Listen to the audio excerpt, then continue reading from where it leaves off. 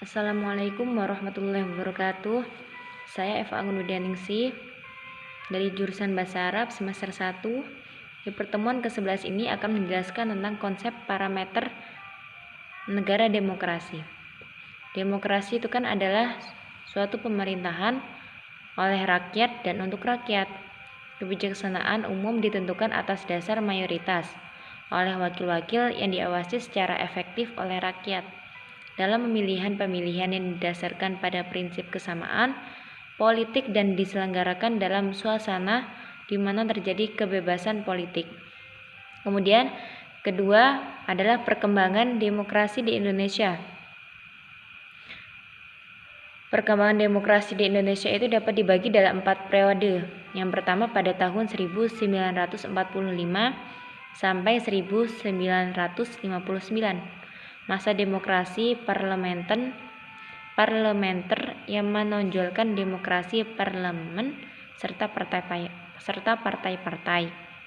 Kemudian pada periode tahun 1966 sampai 1965. Masa demokrasi terpimpin yang dalam banyak aspek telah menyimpang dari demokrasi konstitusional dan lebih menampilkan beberapa aspek dari demokrasi rakyat.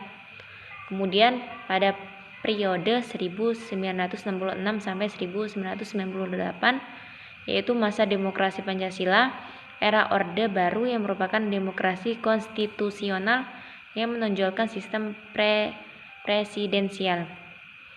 Terakhir pada periode 1999 sampai sekarang, masa demokrasi Pancasila itu berada pada era reformasi dengan berakat pada kekuatan multipartai yang berusaha mengembalikan perimbangan kekuatan multipartai kekuatan antara lembaga negara, eksekutif, legislatif, dan yudikatif. Pada masa ini peran partai politik itu kembali menonjol sehingga iklim demokrasi memperoleh nafas baru. Terakhir saya akan menjelaskan tentang Islam dan demokrasi. Menurut Joseph Schumpeter, demokrasi itu kan adalah suatu perencanaan institusional untuk mencapai keputusan politik di mana individu-individu memperoleh kekuasaan untuk memutuskan cara perjuangan kompetitif atas suatu rakyat. Sidney Hook dalam Ensiklopedia Americana mendefinisikan demokrasi itu sebagai suatu bentuk pemerintahan di mana keputusan-keputusan pemerintah yang penting secara langsung maupun tidak langsung didasarkan pada kesepakatan mayoritas yang diberikan secara bebas dari rakyat dewasa. Jika dilihat basis empiriknya, menurut Aswab Mahasin, agama dan demokrasi itu memang berbeda.